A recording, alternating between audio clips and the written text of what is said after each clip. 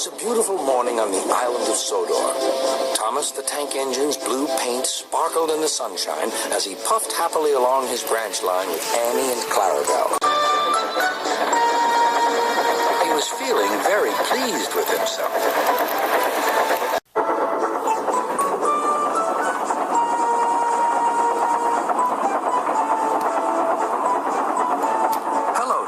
Whistled Percy.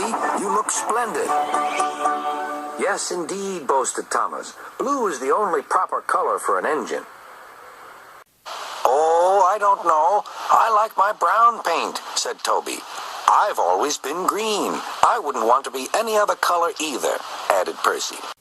Well, anyway, huffed Thomas, blue is the only color for a really useful engine.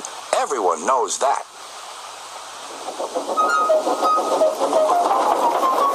Percy said no more.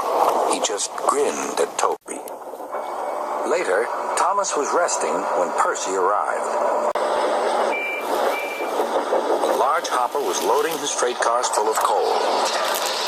Thomas was still being cheeky. Careful, he warned.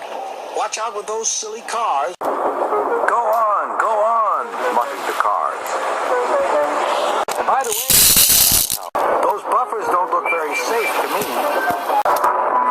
The last load poured down. Help, help, cried Thomas. Get me out. Percy was worried, but he couldn't help laughing.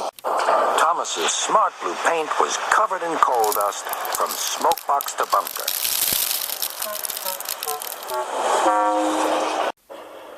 Ha-ha, chuckled Percy. You don't look really useful now, Thomas. You look really disgraceful. I'm not disgraceful, choked Thomas. You did that on purpose. Get me out.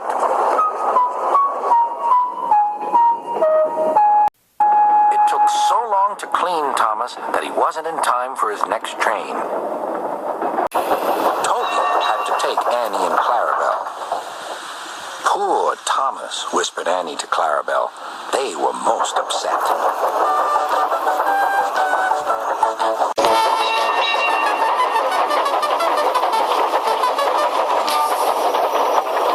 Thomas was grumpy in the shed that night. Toby thought it a great joke, but Percy was cross with Thomas for thinking he had made his paint dirty on purpose. Fancy a really useful blue engine like Thomas becoming a disgrace to Sir Topham Hatt's Railway. Next day, Thomas was feeling more cheerful as he watched Percy bring his cars from the junction. The cars were heavy and Percy was tired.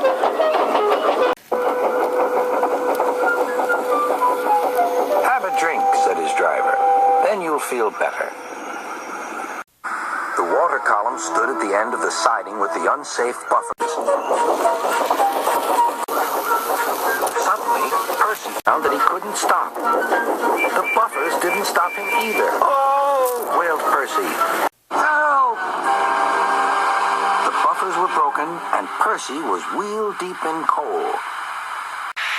It was time for Thomas to leave. He had seen everything. Now Percy has learned his lesson, too, he chuckled to himself.